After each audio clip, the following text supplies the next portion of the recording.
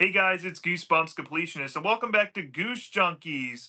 Tonight, for episode 26, we're going to be looking at uh, two, I should say, model themed stories for you all. We're going to be looking at The Haunting Hours Headshot, and we're going to be facing it off against a later revival season episode of Are You Afraid of the Dark called The Tale of Many Faces. Tonight, I'm joined, as usual, with Micah and BD. How you guys doing tonight? Yo, yo, yo, people and patrons of the night. It's your boy, BD, the host of the Horror Tavern. And I just want to say that this is a very, very difficult episode to gauge in terms of who would win, strictly off of the fact that I had to change my criteria because both of these episodes had baddies for adult female villains. So if we were judging off of how much cocoa butter lotion disappeared after the research I had to do for this episode, it would be a neck and neck victory, no pun intended. But that aside, this is a fun episode because first one, Headshot, is an episode that I have been praising for a long, long time since I've seen it, and Many Faces was a first time watch, so I'm pretty hyped for this model horror. All right. Yeah. Model horror. Whoever thought that we could compare something like that, but here we are. Mhm. How are you doing tonight, Micah? I'm doing pretty good. Just got back from my vacation yesterday. Now I'm just back into the swing of work and all that stuff. Kind of sucks since I broke my phone charger, so that's fun. Yeah, we got to get you a new phone charger from Timu. All right. We're not sponsored by Timu, everyone. Okay. But if you want to sponsor us, Timu, we're all game. Well, okay, so with that out the way, so we have tonight kind of a coalescence of ongoing comparison we have said. We have said many times the haunting hour essentially is the answer to Are You Afraid of the Dark? Are You Afraid of the Dark came out as a variety, melting pot type of kids horror show in the 90s, and how it differed from Goosebumps was it had a many different types of horror within the show. And The Haunting Hour, which came out in 2010, about 10 years after the seventh and final season of Are You Afraid of the Dark went off the air, they came out with a similar style. They weren't just pigeonholed onto, 10 to 12-year-old kids, experiencing monsters mostly, or monster this of the week, or maybe sometimes some paranormal ghost stuff or some zombies. Nah, they were a little more darker, mature, willing to step out of the box a little bit. And The Haunting Hour is probably the best example to put next to Are You Afraid of the Dark most of the time. And when it comes to model horror, we should say, we pick these because it involves mostly, if not all of them, if you really want to look into these shows, there's probably more examples that we could have picked and probably would have worked against each other, to be honest. Mainly teenage girls who are going through insecurities and comparing themselves to other women and standards that society puts on them, and their encounter with getting access to an ability to make themselves prettier or more desirable. And often than not, it serves as a morality tale of be careful what you wish for, and maybe learning to appreciate yourself, and or even losing yourself in some areas. And we have the first example for tonight is Haunting Hours Headshot. And I'm going to pass it over to you, Micah. Why don't you talk about what Headshot's about and what's your thoughts on it? Okay, so Headshot basically is about this girl named Gracie, who is this kind of shy, insecure girl, as what a completionist alluded to earlier, and she's just waitress at this ice cream shop. She just kind of feels very kind of much an outcast of her friend group. One of this girls, I can't remember her name, but she's gonna be like this model on this magazine called Teen Magazine, which is like a big, fashion, beauty magazine that a lot of girls read and is very famous and popular. She has her best friend who's a very plain kind of girl. She doesn't really care much about her looks. She just kind of she's comfortable in her own skin and is just she's very relaxed and is very supportive of Gracie and just always is there for her. And one day when Gracie is working, she is approached by this woman named Cassandra Hobbs, who is a um, agent for the Teen magazine. And she approaches Gracie and basically tells her, "Hey, I want you to be the face of this magazine. Come in, we'll get some headshots taken, and the rest will be, we'll take the rest from there." And Gracie ends up going and getting these headshots taken. And because of this, her confidence starts to boost and she slowly starts to become corrupted by the fame and just the attention she's getting. And she starts doing things that she wouldn't normally do, such as, cheating on her test. She ends up sabotaging one of her friends who is also getting in that competition by basically giving her something she's allergic to that causes her face to break out. She kind of starts just pushing away all of her friends and kind of viewing herself as being better than everybody else. And you kind of learn some other things about Cassandra here and there. She may or may not be the devil, basically. and basic and basically when Gracie took the headshots, she essentially sold her soul to Cassandra. And it's kind of revealed as Gracie does these bad acts, her headshot slowly starts getting uglier and uglier. And this kind of ends up playing a role in the climax. And something pretty horrific happens to her in the finale. You don't really see the process of it happening to her, but you see the aftermath, and it definitely is a very shocking and very is an ending that sticks with you a lot, just as this kind of really tragic story of how Gracie's character goes from this very naive girl to being she just kind of is led down the wrong path, and she ends up suffering some pretty serious consequences for it. And I think overall that's just it's a great way to take that story. I really like the idea of just kind of the devolving and kind of showing how fame can corrupt an innocent person and how people shouldn't worry too much about their looks and their beauty and just things like that, because as also kind of alluded to in many faces, beauty fades as time goes on. Looks aren't permanent. I feel like when you place too much importance on that, it kind of takes over your life and kind of devolves it. And that's kind of the message that Headshot's sending, especially in the way it ends for Gracie. You know, I think it's just a really well done cautionary tale. There's some great moments in there. It's not the scariest episode out there, but there are some good moments with Cassandra. Like there's a scene where Gracie gets into the limo and Cassandra starts like stroking her hand, and there's a quick shot of like this demonic like devil hand with like sharp claws and stuff. I thought that was really creepy. There's a really bad CGI scene kind of similar to the scene in The Dead Body where like Cassandra kind of reveals her true form in a way to the best friend. And there's also some shoddy effects. Like the makeup doesn't look very good on the actual like ugly headshot.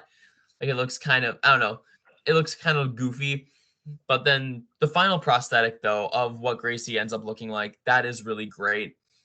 I think the makeup, especially on the friend who gets all like the allergic reaction, that makeup looked really good. There was some definitely dated dialogue. Obviously, this is like made in the early 2010s. So there's a lot of 2010s lingo that doesn't carry over into modern time. But I think overall, all the characters were well acted. Cassandra is a really good villain and a very subtle villain, which I really like. Sometimes that Haunting Hour does. And overall, I think this is a great episode. I gave it like a 9 out of 10. I think it's a really solid one. Great observations, Micah. Yeah, I want to say what I want to say because I want to hear what BD says first. So I'm gonna pass it. I'm gonna pass it over to BD. Why don't you add on to what Micah said and share your thoughts, BD? So as a kid, this was one of the episodes that the ending scared the absolute daylights out of me. This was one of the episodes that as a kid I would not revisit or rewatch because the ending to this episode basically solidifies that Haunting Hour is a much darker kids horror show than everybody else. There's some endings that are like that in Haunting Hour, like Mascot, Girl in the Painting, Dead Body. This is one of those. But this to me was always one of my favorite episodes, and even upon a rewatch, it's still one of my favorite episodes in the Haunting Hour because it has some real life commentary amongst its concept, and they went balls to the wall. They did not hide the fact of who the villain is. They did not hide the implications of what the story's concepts had. So it's a great done episode. First of all, it deals with teen modeling, which is a very relatable concept to all three of us here. Shut up. Anyway, this episode dealing with obviously the insecurities of beauty. Gracie's a very innocent girl. You can see that when she puts red dye in Tiara Scavby's drink, she feels really bad. She doesn't want to hurt other people. She doesn't want to endanger them. But much like any girl, she's tired of being in everybody's shadow. She wants to be popular. She wants fame. And Cassandra Hobbs is a really great villain because, first of all, the fact that she's supposed to straight up be Satan. I mean, I know some people say, oh, it's implied it's Satan, it's not really Satan. You got girls selling beauty for fame, selling their soul. You got the red demonic hand, and you got the fact that Cassandra literally tells Gracie's best friend, haven't you figured out who I am by now? Which is pretty on the nose as to saying, you know who I am. So I thought Cassandra Hobbs, like Micah says, is a very subtle but intimidating villain. The fact that Satan takes the form of an absolutely drop dead gorgeous woman is fantastic because you're supposed to drop your guard. You're supposed to be allured by the evil. You're supposed to basically think of her as this sort of motherly, figure that you can look up to, or maybe someone you revere in terms of beauty. And then you find out her nature is completely different. That's all really well done.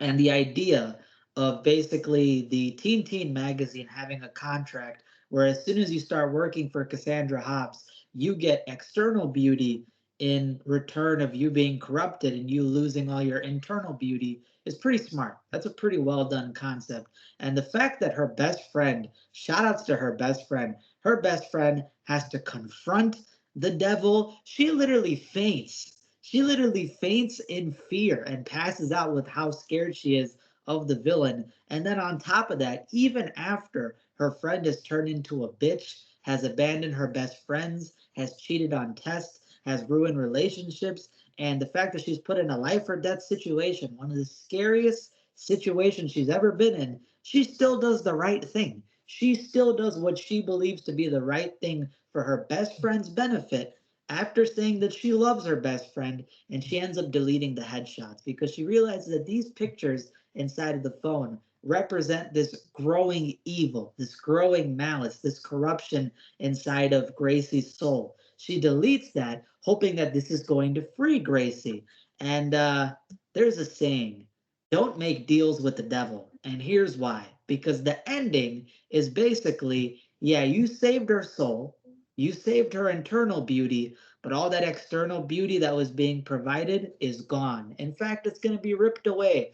And she turns into this horrific monster face by the end of the episode. It still gives me nightmares every time I see it, just for how effective it is for kids' horror. So you got a lot deeper themes in this episode, dealing with the power of fame and fortune, selling your soul, commentary on Hollywood and modeling and all those industries. That's really mature. And that's the least thing you would expect out of a kids horror episode from Haunting Hour, tied to R.L. Stein's name of all people. It's the least thing you expect. It caught me really off guard and surprises me in a similar way to when we covered Secret Admirer and Are You Afraid of the Dark. Yeah, it's edgy. Yeah, it's unique, but it's well done in execution, and it seems like they put thought into it. So I appreciate it for that. It's got some bad special effects. It is what it is, but I think overall they did a fantastic job. And let me just say, I don't blame Gracie at all because if I saw Cassandra Hobbs, yo, man, I was rewatching this episode with the Bible in hand. Yo, may the Lord be with me. We rebuke the demons because, yo, she looks too fine to reject. So I give this episode a 9.6 out of 10. The Hall of Fame kids horror episode. Yeah. And also one other thing I kind of wanted to bring up too, like thinking about it, I just kind of realized this, but like it's kind of cool too that the kids horror thing, it's kind of adapting an old piece of literature, The Portrait of Dorian Gray. It is kind of a loose adaptation of that because that whole book is about, a really wealthy guy who gets his portrait painted of him, and the more evil acts he does, the uglier his painting gets. And when he destroys that painting, the ugliness is reflected onto him. So I think that was I just realized that was a connection there, and that's kind of a cool thing to add some like more classic style literature into a kids horror thing. I think that was really clever. I didn't even know that, but I give brownie points for that. That's cool. Yeah, I was about to say that's one thing I noticed about Headshot that's unlike some other episodes in Back to the Are You Afraid of the Dark connection. This is pulling a playbook from what Are You Afraid of the Dark used to do. They would pull from classic literature and reimagine it Hmm. for that audience, which Headshot is a reimagining. But what I think Headshot excels at above all else is it knows what it's trying to be, it knows what it's trying to say, and it executes it where it needs to. I haven't come across a story in some time, especially for kids horror television, that was able to use the minutes they were given, the runway, and perfectly use those minutes in terms of the story that they needed to run with. Now, there are some things about it that can be mildly scrutinized. Like for me, I did notice there are some mild off-screen things, like context building things that aren't too significant, but they are there. And it's just in the back half when they're trying to speed up, getting to the inevitable climax. Is usually what happens sometimes. You can see that. Micah brought up the lingo stuff. I mean, there is the term butterface used in this, and you know that word used to get thrown around when I was in high school, but I haven't heard anybody say that word in like honestly like 8 years. If I'm being honest, I don't know if I'm old or maybe I just don't hang out with enough people anymore. But yeah, I don't. Who says butterface anymore and stuff like that? And then uh, there is some smaller things dealing with like you know when we're dealing with like fashion stuff. Have you ever seen Lizzie McGuire the movie when they go on like shopping trips or modeling things and they have that little montage sequence? There's a montage sequence in this episode, and it's low key like kind of hilariously like cliche of the time. I don't know what it is about it. It just kind of reminds me of like Lizzie McGuire and stuff like that.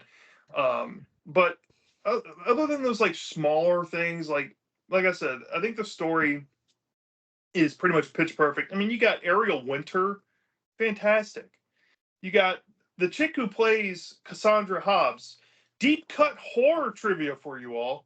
If you've ever seen Wrong Turn 2, she's in that movie. And that's all I'm going to say. If you want to go watch Wrong Turn 2 right after this, feel free. You're welcome. Anyways, uh, anyways, um, you got Tara Scabba, who was in The Dead Body and Dead Bodies in this. You have Haunting Hour alum all throughout this episode. But one of my favorite aspects of this story, because if I'm being honest, the whole vanity and the, you know, be careful what you wish for on top of selling your soul to get ahead. I mean, this trope has been done in so many stories out there. But one thing I really enjoy about the story, I think that separates it a little bit, is the avenue with the main character's friend. I think her name is Lexi, where she comes into the story and learns this information, and she's given the power to determine the fate of her friend instead of her friend herself. I think that was a fun enough shakeup to the idea, and the decision that's made there. You totally feel the heartbreak when you see her wanting to save her friend, but it's almost too late because her friend's gone down too far. And it's almost kind of like commentating on, you know, losing yourself and kind of losing who you are for so long that you honestly forget who you are. Or sometimes you just change, and sometimes you're too far gone. And I don't know if it's trying to say that, but that's what I get from the story. And it's playing on the Dorian Gray trope, but it's modernizing it. It's definitely entertaining. There's not a dull moment in the episode. And I have no real other complaints. I have like really high praise for this. I guess I give it maybe like a 4.7 out of 5 stars. I think Headshot is a well made episode, and if you had this in your top 10 of Haunting Hour, I get it. I get it.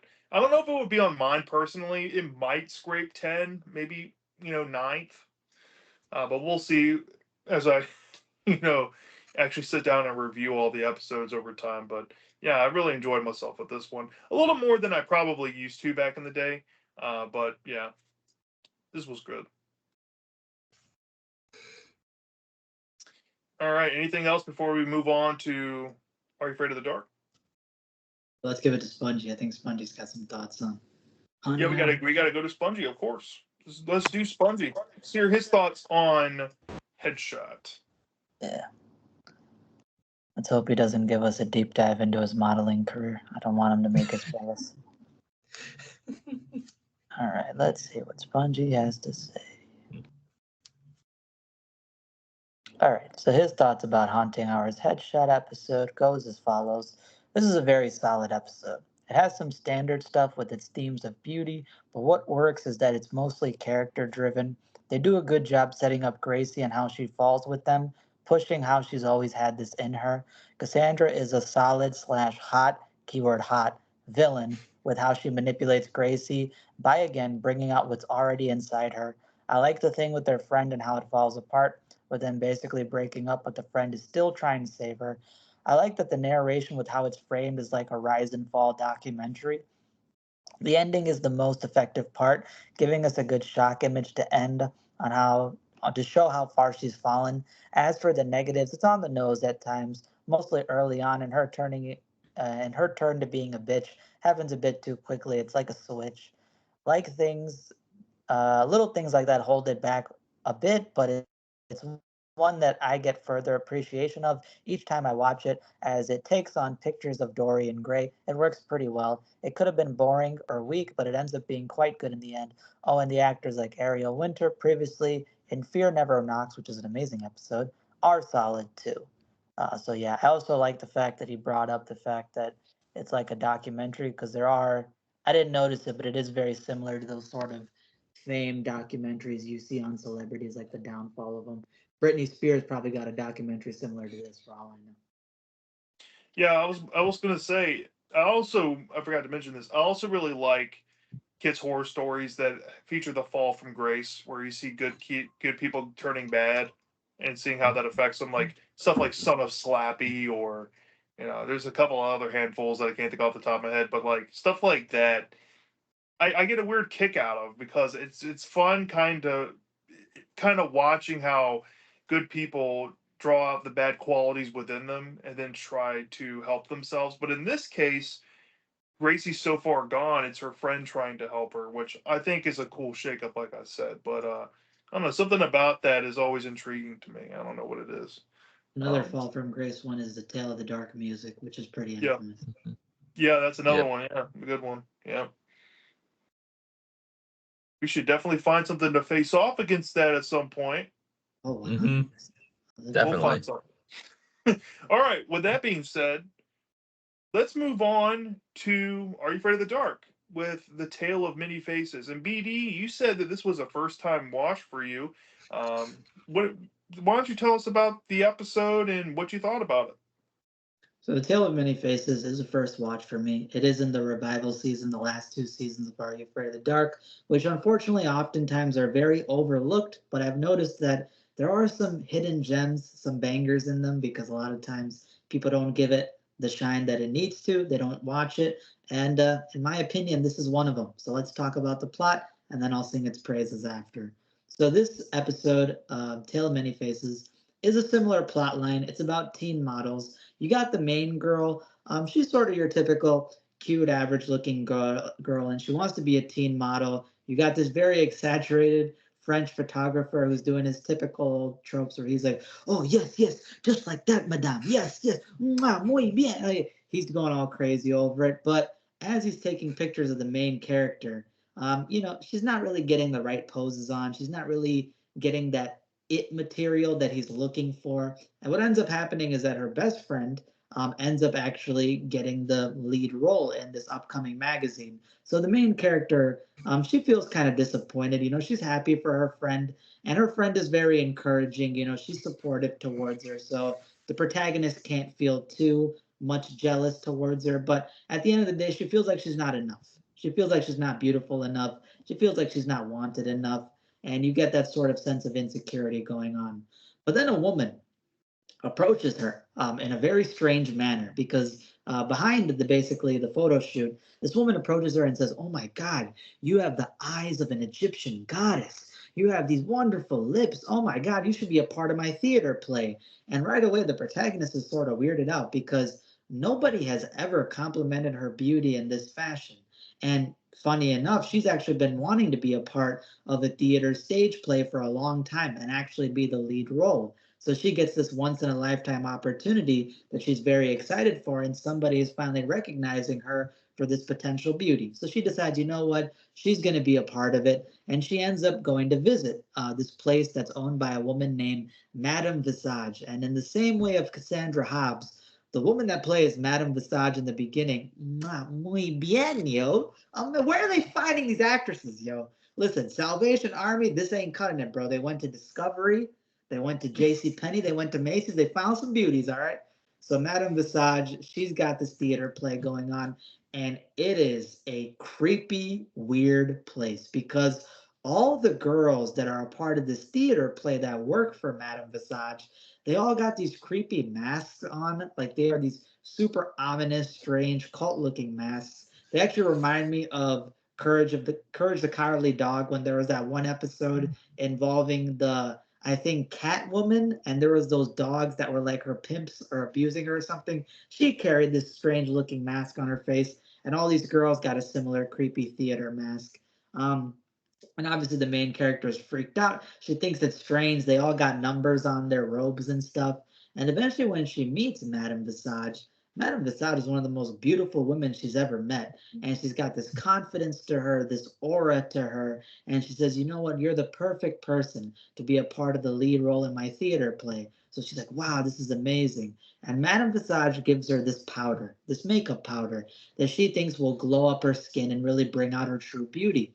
And when the main character puts on this powder and she goes back to the modeling shoot place, the photographer all of a sudden is acting way different. He's going, no, no, no. You have I seen you before? And she's like, well, I was the one participating in the photo shoot yesterday and you didn't pick me. He's like, no, no, no, no, no. Seeing you today, there's no way you could have been in my modeling shoot yesterday. And he's in awe. And even her best friend is awe because then all of a sudden she's becoming very popular. She's being regarded as very beautiful. And even her friend is like, what happened to you? You look completely different. And that's when the protagonist talks about her visit with Madame Visage. But then when she goes back to see Madame Visage for her starring role, it's not what she expected. Because let's just say Madame Visage is not the trustworthy person, and there may or may not be some face stealing that goes on in this episode, where the people that are wearing the masks might be victims of her. People that have lost their identities and lost their faces. Also, this villain can keep her beauty and get eternal youth. So that becomes the main plot line, and eventually the best friend of the main character, as well as the main character who's now a victim, has to find a way to resolve this whole situation and save everybody at this institution.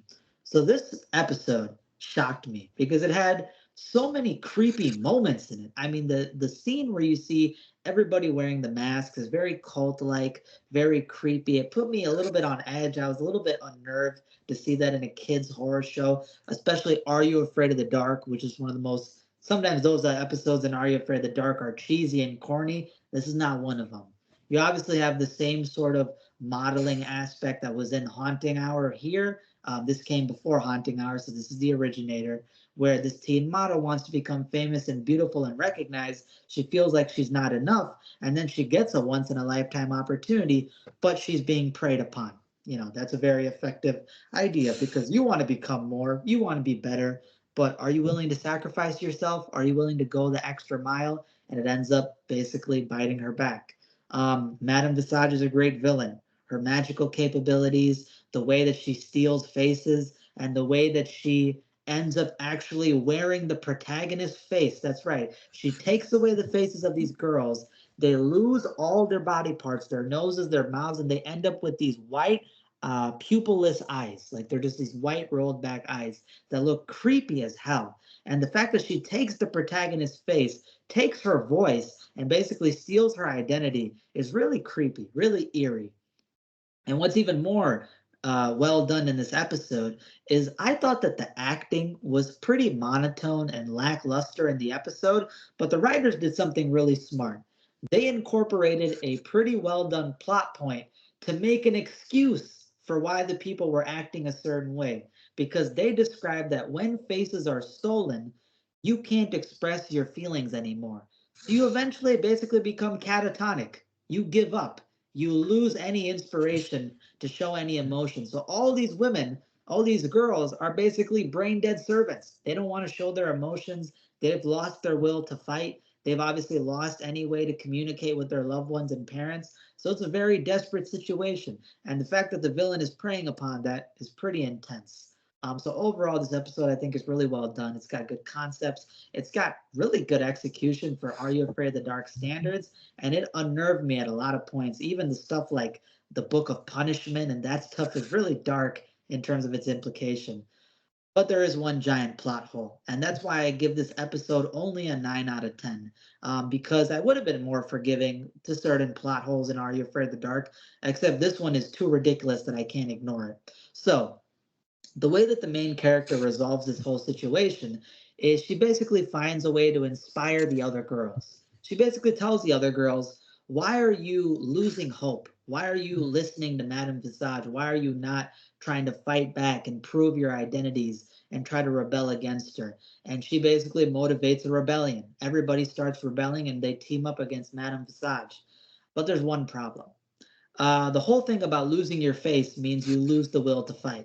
The main character, after losing her face, actually gains a little bit of will to fight. She actually finds a way to motivate herself. But she's girl number 94.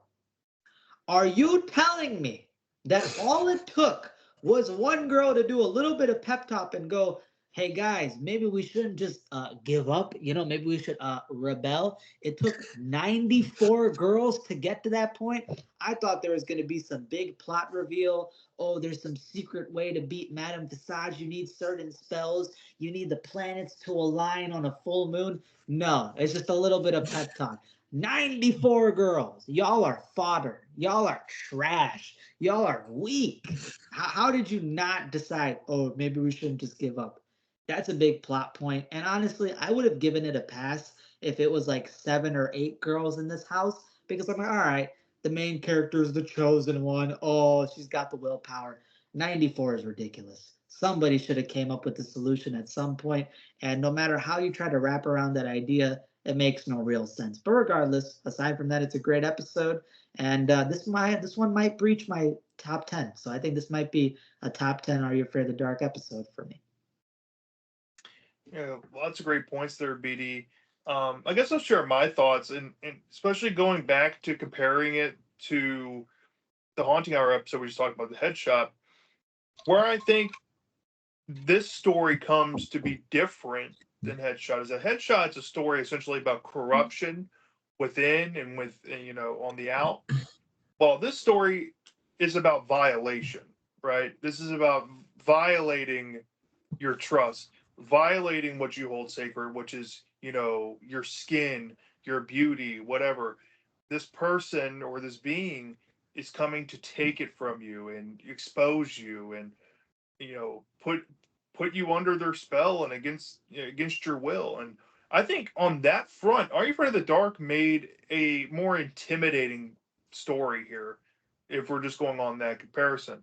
What I really enjoyed about the Tale of Many Faces, because this is one of the episodes that I actually first time watched as an adult. So I mean, I think I did watch it when I was a kid. I have a weird memory watching it on Nickelodeon back in the day, but I don't cognitively remember it. You know what I mean?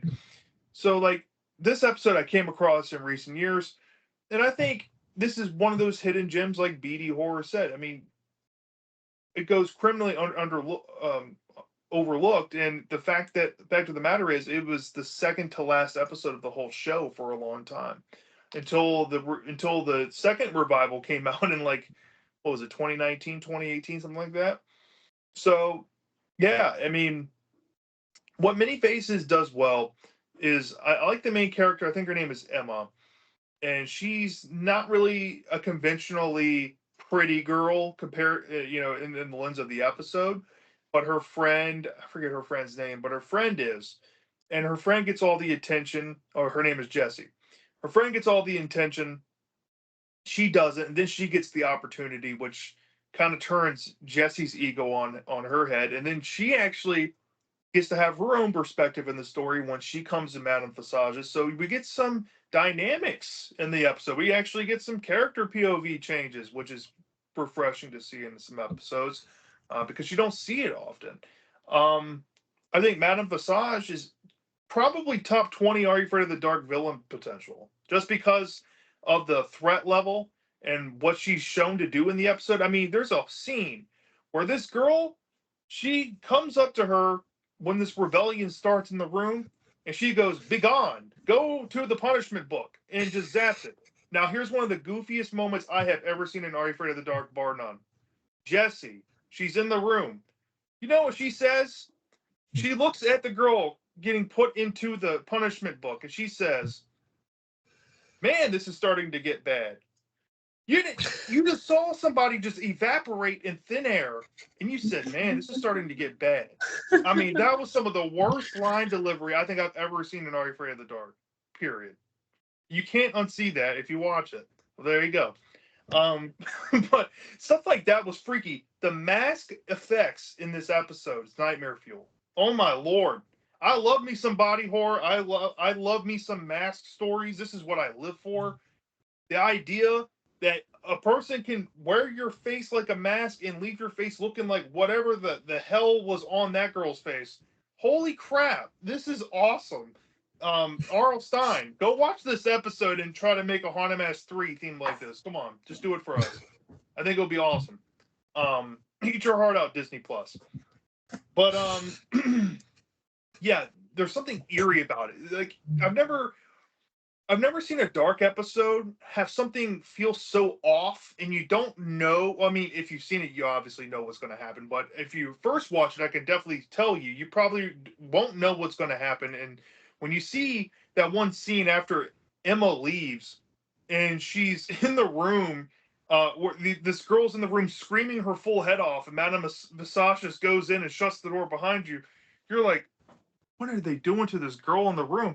I mean, you don't know until later on when the information is dumped. This was a surprising, tense episode with some deep thematic stuff going on. You have, the themes of, cheating to get ahead, or, trying to, pay for beauty essentially, but at a cost. But my negatives with it pretty much boil down to the entire climax almost. I think this is where the story kind of loses me. Look, you already brought up the plot hole. They took 94 people to finally say something. And when you see how Madame Visage is defeated in the episode, two girls hold her down. One girl has her real Facebook because all you need is a key to open the cabinet and pull the book out. And then all she does is tap her forehead with the finger. What? This is how you defeat her? Tapping the forehead with the finger? Okay. Why wasn't this done years ago? As a matter of fact, how long have these girls been in this house? We only see the lowest number we see in the episode is 60 something. There's so many unknowns with that. And on top of that, in the resolution, there's people inside of this punishment book. They go out of their way to show the audience, once the climax is done, that the punishment book is empty. But we don't see anybody from the punishment book come actually out of it. We don't know what happens to them, and they play this up like, "Oh, look, we saved the day and we saved the souls or whoever was in this." What happened to them? Did they die? Did they go to the afterlife? Are they in the room? Are they in another part of the house? Where are they? Why'd you even play that up like a thing? It's so rushed through, and you can definitely tell they're taking their sweet time in the first half to build up context, and then they're trying to make up for lost time in that second half and barrel through the climax. It needed a little more attention there. But other than that, I'd probably give it a 4.1 out of 5 stars. It's a B minus, but it's a very good episode in my opinion. And for Are You Afraid of the Dark standards, that might as well be an A tier most of the time. So there you go. So, I'm gonna pass it over to Micah now. Micah, what do you think about the Tale of Many Faces?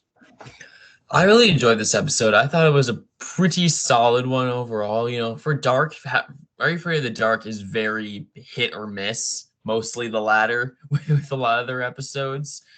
And so it was really refreshing seeing something that has a really strong concept and goes for it and actually, for the most part, succeeds. A lot of the time, as we kind of discussed, I'm not sure if this is still a discussion or not, but Are You Afraid of the Dark tends to have some really good concepts, but sometimes doesn't exactly hit the mark in the execution side of it. But this is one of those ones that actually does execute the concept very well. And I think there's a lot of great stuff. There's some really creepy body horror with the whole, the practical effects and the makeup on these faceless girls is really creepy and really well done. Just the whole, like, while it is lame how they defeat Madame Visage, I will say the imagery of like them turning over her like aged face and it just like rots away into a skeleton is pretty cool. And that's pretty, effective visual. And I just think the whole idea of like having your face basically stolen away and then used by someone else as a way to trick other people and lure more people into this trap. And sometimes it's people that you trust and care about who trust you. It's such a scary concept of just, again, having your own face be used. It's almost like, a modern idea of like identity theft. It's basically what that is. And like that's just something that I don't know why that gets to me, but it just does. Like having, again, just like the idea of having someone use my identity to lure in someone that who trusts me for the sake of hurting them or doing something or taking advantage of them in some way is just so grim, and just it really is effective, and it really does a good job in this episode portraying that. I think the main character, while her acting isn't great, I still think she's a very sympathetic character. You really relate to her as this kind of insecure person, and as someone who is also very insecure, that is something that just I kind of relate to her in a lot of ways there. And I kind of understand like her wants to be out of her box, wants to be more in the limelight and more popular and more well liked by people. And that's just, I don't know, it's just something that really emotes and resonates with me very well.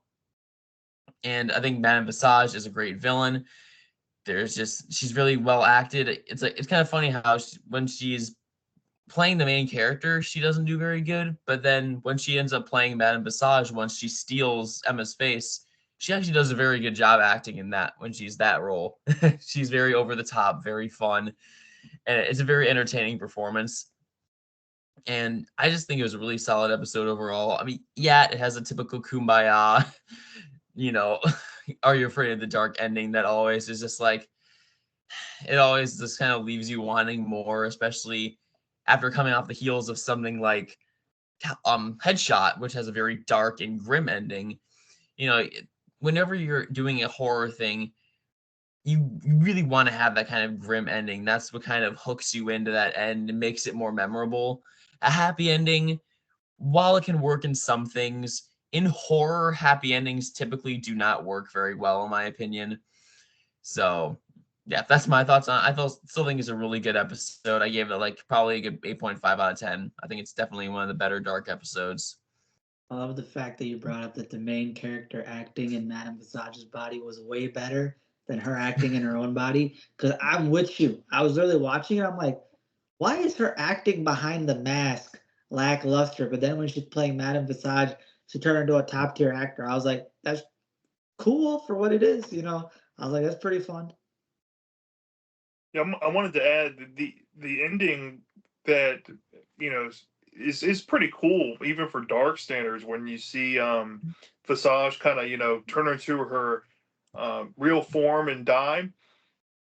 I failed to mention this, but this episode in a lot of ways is a soft remake of an older Are You Afraid of the Dark episode called The Tale of the Mystical Mirror.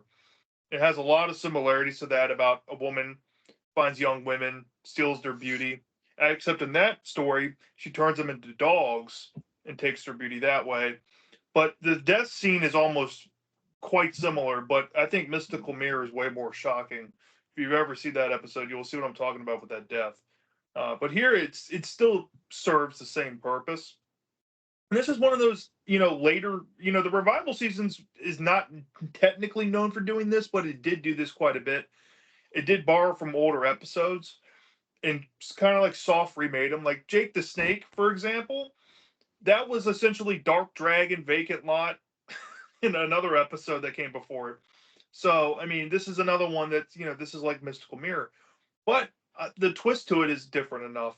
And one other thing I want to add before we get to Spongy's thoughts that I think both of y'all really teased at, and I think most people want to understand unless they watch the episode, is like when you're watching this thing at first, you're like, okay, it's kind of goofy.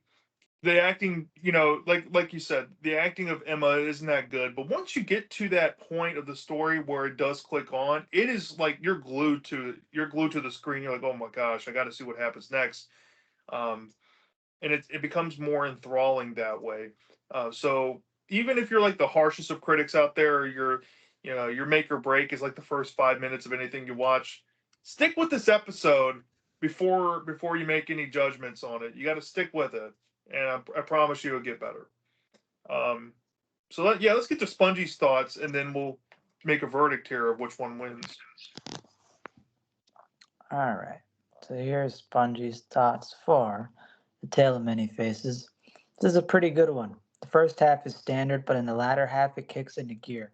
Pacing is good in general as we get Madame Visage showing our plan halfway through, giving us more time to play with it than in others of this kind. The whole situation is creepy and sad, with these girls having their faces stolen and being forced to work with her as they can't go back out with these non faces. She also uses this punishment book to take care of especially bad girls. The whole cult vibe makes this easily the scariest of the season so far.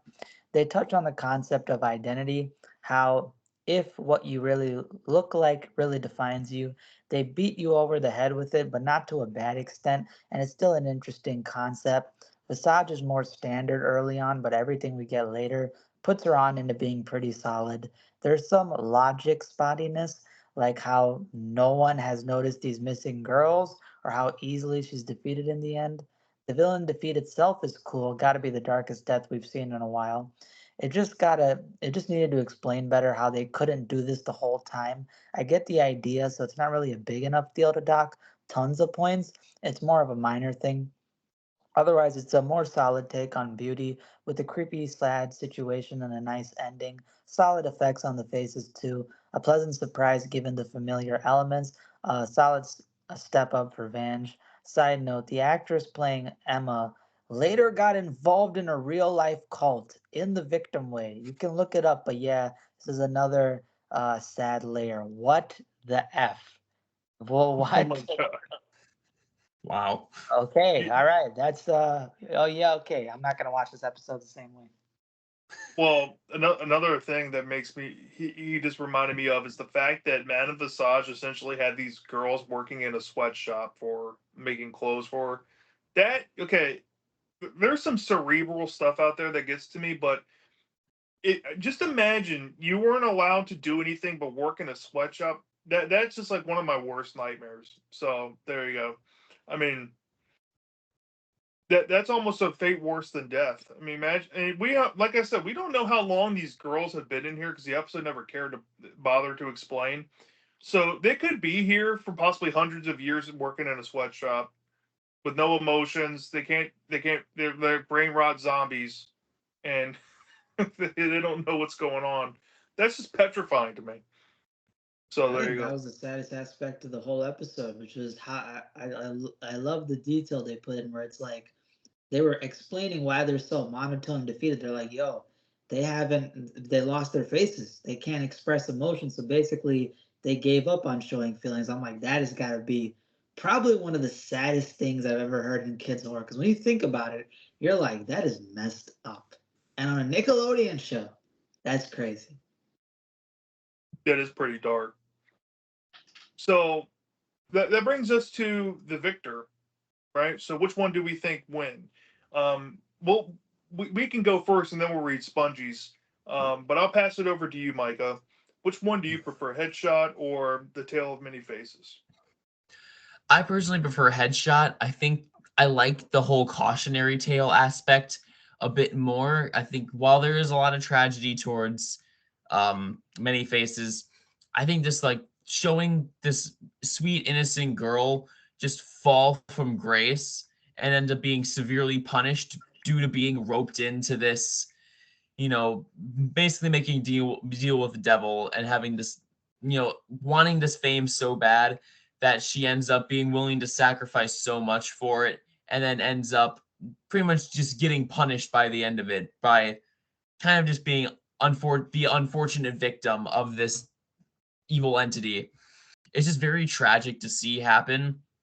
I like the dark ending. I think that's a very effective way to end the episode, which has that leg up over Many Faces Kumbaya ending. I think that I like the characters in Headshot more. They're better, they're more well acted, they're a bit more compelling. I think that Cassandra is a much more compelling villain than Madame Visage. While Madame Visage is very good, just the fact that Cassandra is basically like the devil in disguise just adds that whole other level of sinister to her that Madame Visage just can't really live up to. And I just think overall Headshot was just more well done. You can't disagree there. Can't disagree there whatsoever. Um, BD, I think I know what you're gonna say, and it might echo Micah a bit. But which one do you think is better? This one's particularly tough for me because anytime Are You Afraid of the Dark gets an episode that's a 9 out of 10 or higher for me, that's like a big praise because I don't know if you guys know this, but I'm very harsh on Are You Afraid of the Dark just for the stuff that it mostly pumps out. So when you got hidden gems, I'm like, damn, I always want to kind of give them the extra room. But I'm not gonna lie to you. Headshot has always been one of my favorite Haunting Hour episodes, and I think that Headshot's episode has a really effective concept for the age demographic that it's aiming for because there is a lot of teenagers who want to be celebrities, who want to be famous, who want to enter the industry, and they're the number one people that get preyed upon by the industry. So having a commentary where it's like, hey, yeah, a lot of you impressionable young girls out there who want to be famous models or in a similar line, actresses or stuff like that, you have to sell your soul to the devil. You can end up basically ruining your life. I thought that was really dark and really sinister. And also, the whole idea that they openly went with Satan being a villain is crazy. And the fact that it's done in such a clever way, like the stroking of the hand always gets under my skin because it's so manipulative. It's like grooming, basically. She's basically grooming her. And then you have the whole thing about the best friend having the confidence to stand up and be like, "What are you doing?" And then like, "What are you?" And then the fact that Cassandra is basically like, "You haven't put it together yet who I am." I'm like, "Whoa, whoa, whoa!" That got really sinister. So the villain's got aura. The concept is good, and the ending is so bittersweet because it's like you saved the girl. You did what's right for her. You saved her soul. You kept her who she is, but then she lost her face. She became this hideous monster. And the fact that the ending line of the episode is her walking up to a homeless guy, browsing some magazines and going, "Hey, that used to be me." And then you cut to her face. I was like, "Whoa, this is a really, really good episode." So I give it to Headshot for that. And I'm gonna give it to Headshot too. I have to agree with both of you. I'm gonna give it to Headshot, but I'm gonna say this, and you can chant it with me if you want. When it comes to concept, I think Are You Afraid of the Dark is better on this case. But Mhm. like always, when it comes to execution, that's where it generally matters. Headshot is better. So with that, I give Headshot the win, but it's by quite a few points for me, and I think it comes down to Headshot had that room, had the same amount of time to tell a story as Are You Afraid of the Dark did, basically, but they were able to stick with it. They know what they were trying to do. They know what they're trying to say. It didn't waste any time. There wasn't a dull moment. It was great acted, well paced. It was very entertaining. It was thought provoking. It sends a good message. It's relevant to kids today because of the internet and every kid wanting to be internet famous or just famous in general. It still has an impact on that regard. while Dark, I think, is more original than what Haunting Hour was going for.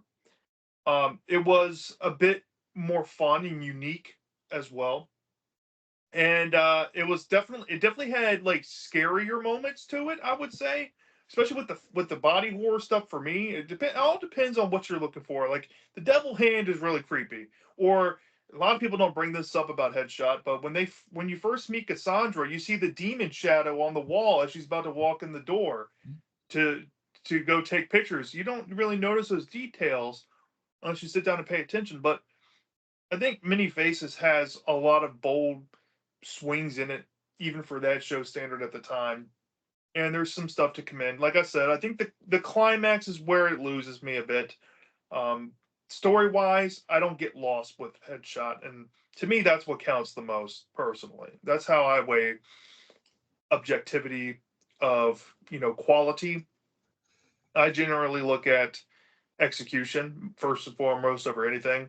In Haunting Hour, kind of like Goosebumps, normally outdoes Dark because Dark is just notorious for having these great concepts, but they just can't execute it the best or as good as its competition. So I'm giving it to Haunting Hour here. Yeah, I'll actually back you up as well. I think that this is one of the rare cases where Are You Afraid of the Dark actually did have the scarier and creepier episode. It's just Headshot is more unsettling and more of a complete story, so that's why it wins. But if you Yep. want a scarier, creepier episode, I would actually recommend you watch Many Faces. I think that'll get under your skin more.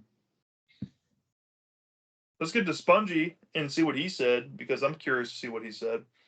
All right, And let's see what the man has to say.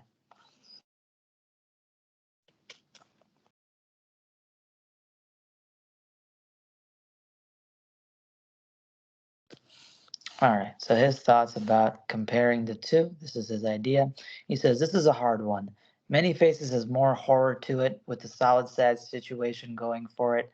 Headshot has a stronger journey for the protagonist, as well as that effective ending. Thematically, both kind of explore identity and beauty in their own ways, and what can be on the nose, but do so within a solid story. They both have some flaws holding them back, and that was a deciding factor for me. Headshot is a bit on the nose and rush early on, but Many Faces has a slower first half with some logic issues. That hurts it more than the flaws of Headshot. Sometimes the highs can be higher, while Headshot can just feel a bit more satisfying. That's not to put them down, of course, just had to weed out the flaws to see which one would win. I give it to Headshot. It just felt a bit tighter to me overall. Another Haunting Hour victory, but Dark fought well this time. I agree, and that's a 4-0 victory. So, wow. well, Dark, I think at some point is going to beat Haunting Hour, but it's going to have to be a specific thing.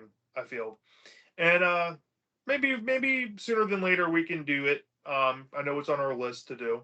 It involves some Well, pools, I'll but say this. Technically, as much as we did give it to Dead Body, I think Secret Admirer was a neck and neck. Like that could have easily went to Admirer. So they almost got it. They kind of did it one time.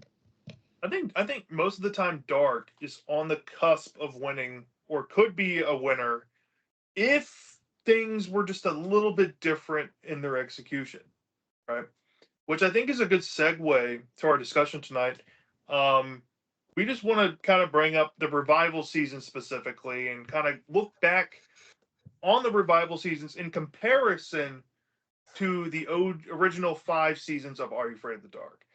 And the reason why we're doing this is we kind of want to just talk about the strengths and weaknesses of the revival seasons, comparing it to the strengths and weaknesses of the original seasons, kind of briefly, and maybe talk about and answer the question: does revival seasons have better concepts, and does the originals have better execution? You know, well, let's just throw it out there. Who wants to pick this up? Who wants to talk about this first, and what your thoughts are on it? PD, why don't you pick it up? So I guess the first thing that I want to say, first and foremost, with Are You Afraid of the Dark, is I think season 6 and 7 get way too much overlooked by fans. Like I know that you guys probably have heard bad things about them. I know so many people who've said that they've only seen up until season 5 and they skip season 6 and 7, you're frauds. You got to watch these. Listen, there's a lot of hidden gems, there's a lot of experimental ideas. And I've said this about pretty much everything in regards to horror, even modern horror movies that a lot of people basically shit on.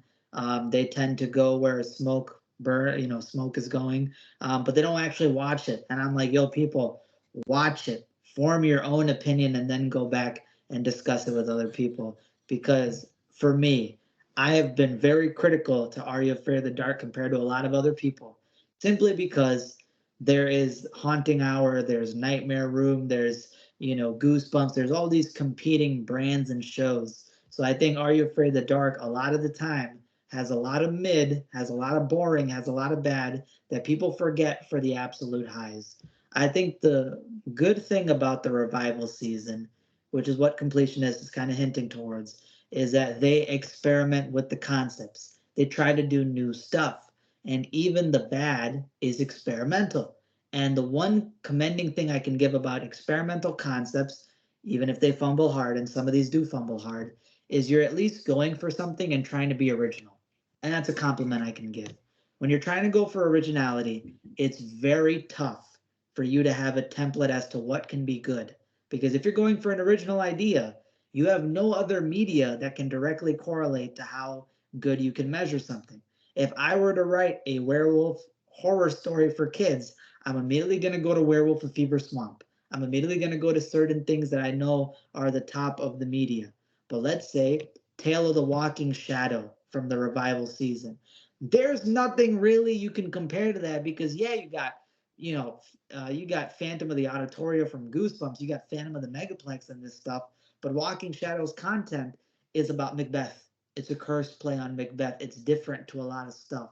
So there's not really a template for that. And yet they managed to do pretty well. They took experimental ideas with that. Many Faces. Many Faces has got a unique original plot to it.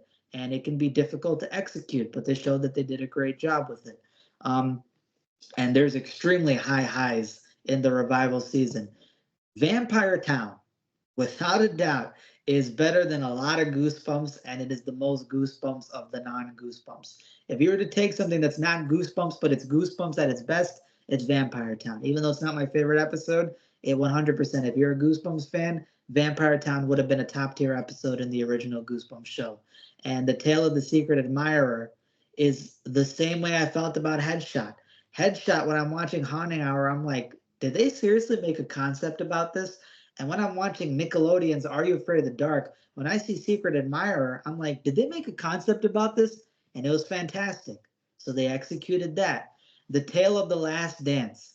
It's got homages to Carrie. It's got some teen stalker stuff in it. It's got some really creepy stuff in the first half. They took risks, and I appreciate that about the revival. But the one problem about the revival seasons, which fuels a lot of people's hesitancy towards watching it, is execution. There is a lot of weaker execution in the revival season than there is in the OG first 5 seasons of Dark that everybody has seen. Stuff like Misfortune Cookie, Manawa, Virtual Pets, the Lord have mercy, some of the worst you could ever see. And The Last Dance, I actually really dig the first half of Last Dance. And then the second half, fumbled. It turned into this weird love story. It got convoluted, it fell off, had this hunchback of Notre Dame thing going on. It really didn't work out well. So the revival season fails in execution sometimes compared to the earlier seasons, which they didn't have as much experimental ideas, but you got stuff like Dead Man's Float, Water Demons, Night Shift, all this crazy stuff going on, dark music. The concepts aren't that good, but the execution is great. And those are the ones that everybody raves about. And in my opinion, like Completion has said, for me personally, as good as a concept can be, as much risk as it may take, execution matters. Because as far as I'm concerned, you could have a cool concept, but if you make it convoluted, if you make it bad, if you make it annoying, if you make it unwatchable, which some Are You Afraid of the Darks are, some of the episodes are damn near unwatchable, that is really bad. Compared to if you were to take a more mundane plot, but you give it superb execution, I can watch this thing every year. It's got incredible entertainment value. I'm never going to be bored of watching it, and it's very good. It's going to be very easy for me to defend a really good executed episode versus an episode with a cool concept. Like if you were to take Forever Game, good luck trying to defend that as one of the best of Are You Afraid of the Dark.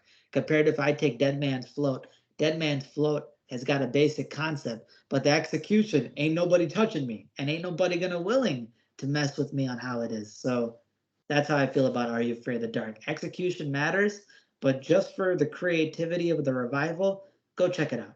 Don't trust what fans say. Watch it and see for yourself. I think you'll find at least 3 or 4 episodes that you'll love. Great points, BD. I guess I'll chime some things I want to say kind of quickly. Then I'll pass it to Micah if he wants to say anything.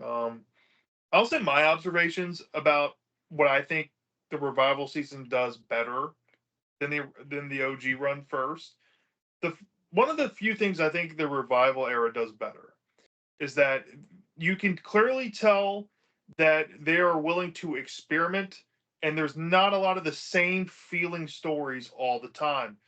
The biggest problem with the first 5 seasons is the ghost story of the week stuff, or the handful of corny cheeseball Disney Channel original movie stuff that you get those first 5 seasons. Good God Almighty, man! When we're talking about the mid of the road that BD was alluding to, that people just have to overlook to promote the greats, this is the stuff we're talking about. This is just like been there, done that ghost stuff. These weird, corny ideas that are kind of terribly executed, if I'm being honest, but they're at least kind of charming, I guess. Mainly looking at stuff from like season 2 and maybe some stuff in season 4. But good God Almighty, season 1, you have some vapid ideas, just really boring and not creative, or just they really don't make sense because they just meander the whole time like hungry hounds. And then you get season 6 and 7, which are mostly fun ideas. They're fun, experimental. They stick out. They're more original, and in a lot of ways, I feel like they're more charming. So that's just one thing I think Revival era does better, is that it's able to be less generic, or typecast dark stuff that season 1 through 5 became known for. The second thing I think the Revival era does best is I think they're mainly better shot than the original show, the original run was. And I know they used cheaper cameras surprisingly in 6 and 7, but I think majority of the filmmaking from 6 and 7, they were a lot more experimental on that too, and they were willing to take risks. You look at Secret Admirer and those Dutch angles and how they're able to build suspense in that episode. Ain't no way any director that was making stuff with those old cameras in seasons 1 through 5 was doing anything on that level. Ain't no way.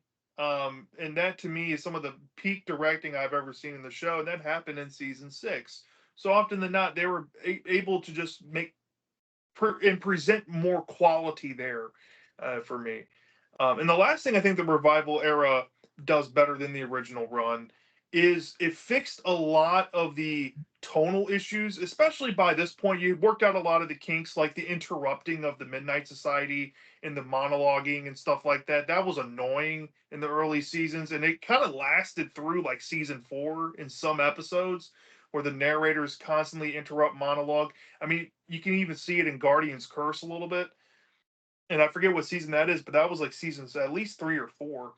So yeah, that stuff always annoyed me. Season 6 and 7, it's like free from that, right? And this is also a swan song era, so they knew there was some finality there. This is where you get the Tale of the Silver Sight Part 1, 2, and 3. You get more fan service stuff in there, and I do think that they were trying to be a bit edgier, or maybe touch into Goosebumps, tendencies, with like you start to see a lot more twists thrown in there as well in the revival era. I think in the OG run there was maybe like 2 or 3 episodes that had genuine twists, and yeah, there's not a lot there. But in the revival era, they were willing to throw a bit more out there.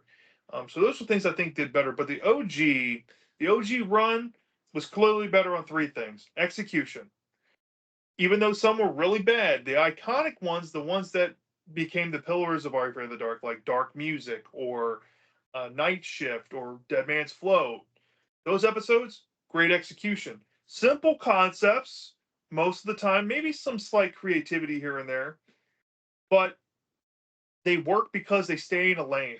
Maybe that's what OG Dark needed, was a little more uniformity.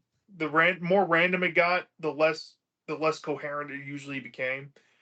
So yeah, execution more often than not was better there. I think the in terms of like monster design and makeup work, that was better there in that era. And in terms of I would say just vibes of like maybe the Midnight Society, or just like the vibes of the episodes themselves, like you know how it makes you feel. I think was better there too. Um, but yeah, BD already said it best. I think I've echoed this many times. When it comes down to it, if I'm going to give you, we talked about this in the Discord. If I'm going to give you an elevator pitch on concepts, I would tell you the better elevator pitch is over in the revival era. But if I'm going to give you the quality pitch, that's going to go to the originals. That's where I'm at. But I'm gonna pass over to Micah. Micah, what's your take on this discussion? So I still haven't seen like a ton of Dark. Like, Are You Afraid of the Dark is kind of something I just started watching when I start joining this podcast and stuff. So I have not seen like a huge variety of it as you guys have. But of the stuff I've seen, I think the revival era has some really great stuff to it, and there's a lot of hidden gems in that era. Again, things like Many Faces, or I'm blanking on a bunch of them right now because I'm tired, but there's a bunch of those ones that were very well done and very atmospheric and well shot and eerie. But in my opinion, I think some of the older stuff, I just got a lot more enjoyment out of overall. I think it was more well done. Things like Ghastly Grinner, Curious Camera. While a Curious Camera isn't exactly the most original concept, it is very well done and very fun, and just it makes it more memorable and special than some of the stuff in the revival era.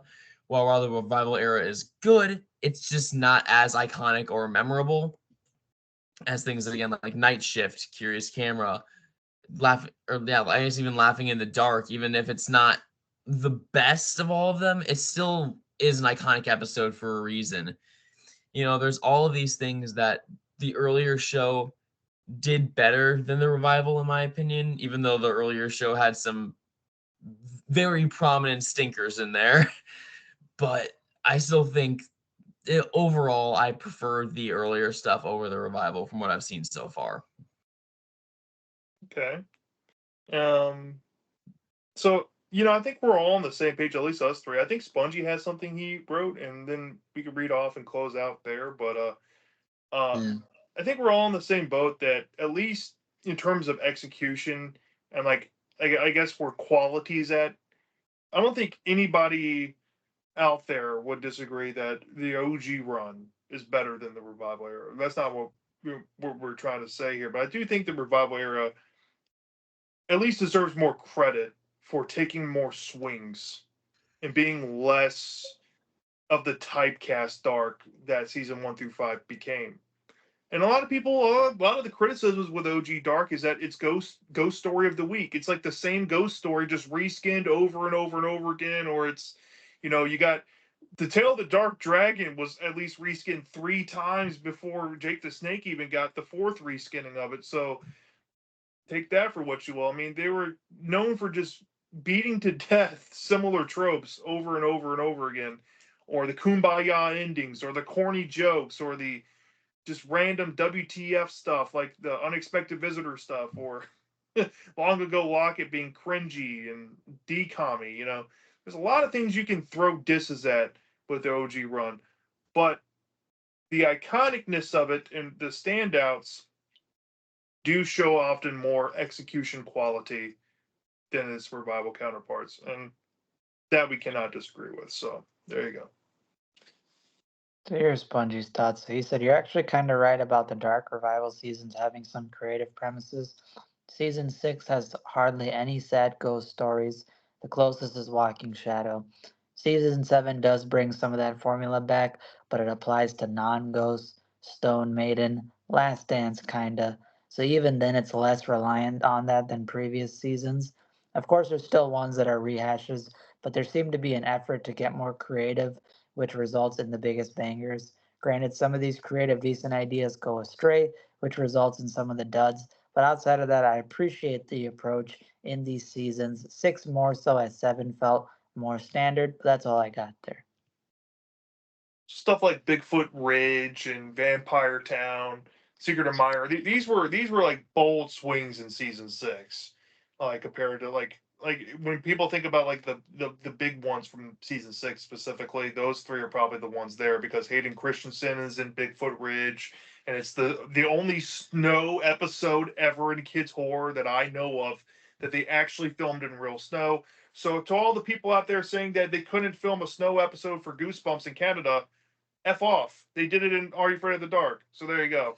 But anyway, but that's the point, right? Like these are the episodes that stand out conceptually because they feel different. Like this doesn't feel like stuff they would have done in that original run. It was more like homaging old stories. Like when you see stuff like Twisted Claw and when you see stuff like Midnight Ride, you're like, oh, they're just ripping on some older books out there. But then again, other shows have done it too, and you know they've been able to pivot and do more things original as well. So, um, yeah, I like what Spongy brought up. Does anybody else anything else you want to add before we get off here? All right, so that wraps up episode 26. If you stuck around this long, thank you for tuning in with us. I'm going to have everybody's information where you can find us all on our socials down in the comment section and in the description of this video. If you like this podcast, please drop a sub on this channel and please take the time to look at the Goosejunkies playlist where you can catch up on all the most recent episodes if you would like and if you have time. And for our next episode, and we're going to leave you with this, we have decided to face off. Um, we've decided to face off, I guess. We're going to venture outside of Goosebumps for this one because we wanted to look at a popular John Carpenter movie that's been done quite a few times in kids horror, and it's They Live. But we're going to be looking at They Live for Kids. We're going to be facing off the Nightmare Rooms, Four Eyes against Are You Afraid of the Darks, The Tale of the Super Specs. So stay tuned for next time. Until then, I hope everybody has a great evening or day or whatever time you're watching this, and we'll see you soon. Peace. Deuces.